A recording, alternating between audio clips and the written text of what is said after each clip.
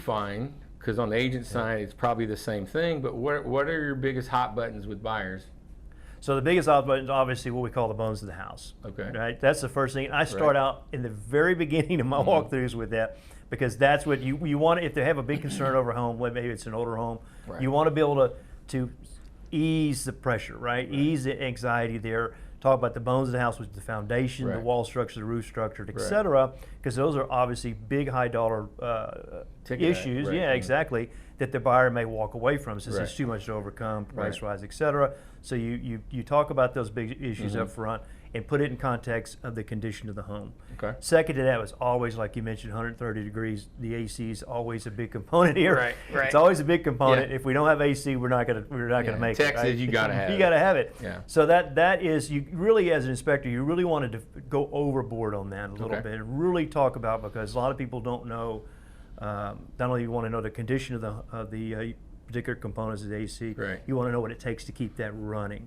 Right, because those could be big ticket items too. Obviously, roof, those type of things. The little bitty things, doorknobs, windows that don't operate. Those are all really minor. But really, as far as the big ticket items, that once you get past all of that with the buyer really feels as though they've got a real good, as far as the big components, the high dollar condition answer for them.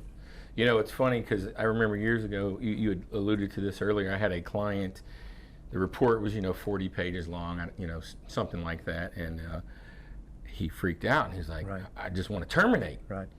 And the house luckily was vacant, and I said, look, let's go to the house, and let's walk through the house page by page. By the time we were done, he was like, oh, that wasn't bad. I don't want to terminate. And he ended up buying the house. So these inspection reports can be very scary sometimes, because they can be lengthy depending on the age of the home and what's wrong with it, obviously.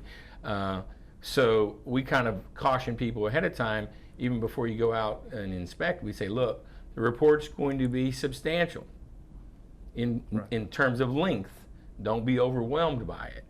Also, there's informational stuff in there, right? You guys put things that are current or code now, or elaborate on that a little bit, because there's little blurbs in the inspection report. So you do. I was at a house yesterday built in the 70s. And a lot of the window heights requirements, a lot of the railings and stair railings, a lot of the electrical, as all of these safety standards and codes evolve over time, we as inspectors are asked to just observe and note those in the report. Not as observation only, gives the buyer the opportunity, if in the event they want to upgrade or move to the new safety standards, they can. But what you have to do is set in context that the seller is not obligated to do anything, because this house was built pre that. That's right. Yep. So pre that, so you don't have to do anything, but you really don't be hesitant to ask the inspector to clarify.